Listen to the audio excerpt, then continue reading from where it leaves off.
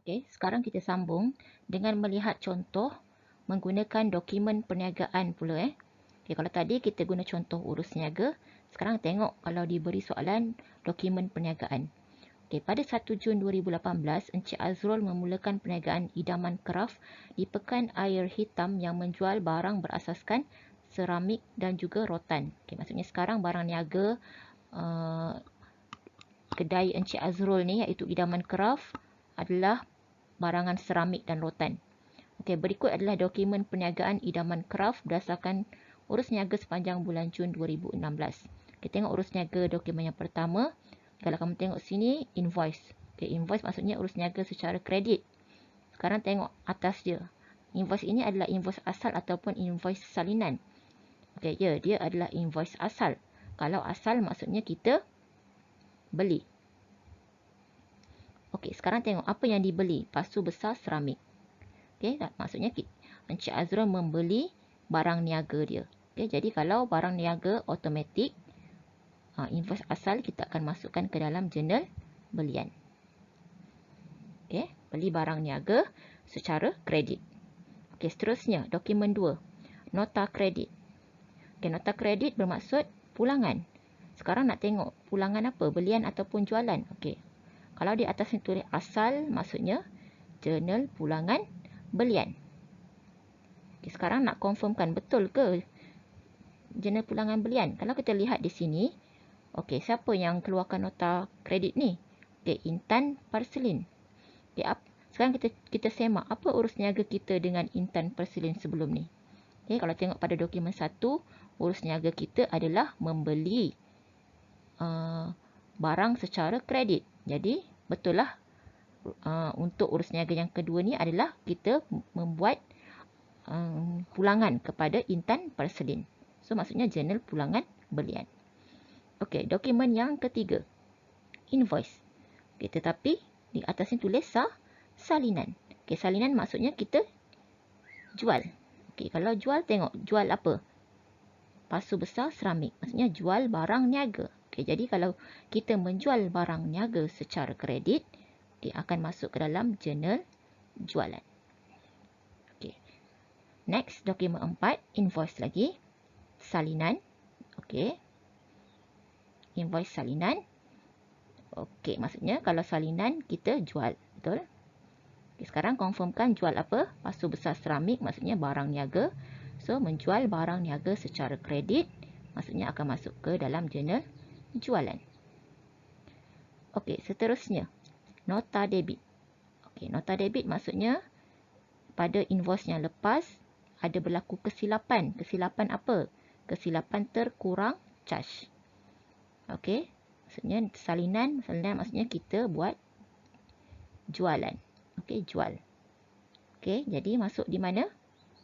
Okey, jurnal jualan. Okey, kalau kamu nak confirmkan betul ke pada transaksi perniagaan yang lepas, okey, kita membuat jualan kepada idaman kraft. Okey, sila lihat dokumen yang sebelumnya yang berkaitan dengan idaman kraft.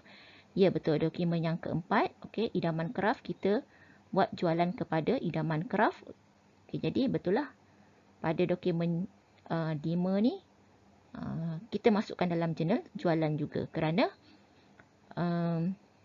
terkurang charge pada invoice yang lepas.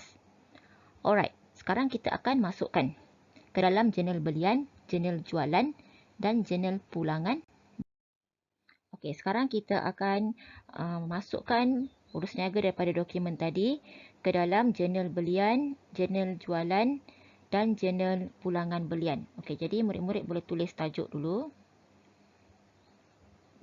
Jurnal belian. Okey, awak selangkan beberapa baris. Tulis tajuk jurnal jualan. Okey, kemudian selang lagi. Tulis tajuk jurnal pulangan belian. Okey, seperti yang diminta dalam soalan. Alright, sekarang tengok dokumen yang pertama. Dokumen yang pertama masuk mana? Jurnal belian. Okey, betul. So, jurnal belian. Okey, tuliskan tahun 2018. Okey, tarikh lihat dalam invoice ya. Jun 2 Okey.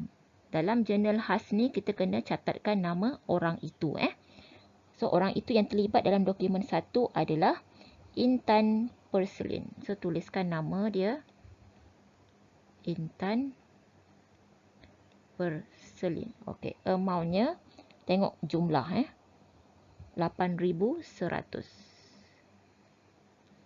Okey, dokumen 2 jurnal pulangan belian. Okey, tuliskan tahun. Okey, tengok tarikh invoice Jun 6. Okey, tuliskan nama orang itu. Siapa orang itu? Intan Perselin. Okey, berapa amount? 540. Okey, seterusnya dokumen 3 jurnal jualan. Okey, masuk dalam jurnal jualan. Terus tarikh Jun 10. Okey, siapa nama orang itu? Orang itu adalah Perniagaan Sivam. Okey, Perniagaan Sivam. Okey, amount-nya 8,500 jumlah. Okey, seterusnya dokumen 4. Dokumen 4 jurnal jualan. Okey, pergi jurnal jualan lagi. Tarikhnya adalah Jun 12. Okey, siapa nama orang itu? Okey, Kedai Pasu Sim. So, tuliskan Kedai Pasu Sim. Amount 2320. Okey, seterusnya dokumen 5. Okey, nota debit jurnal jualan. Okey, Jun 18. Nama orang itu, okey, Kedai Pasu Sim lagi, tuliskan. Okey, amount 200. Okey, jadi tutup 8,100.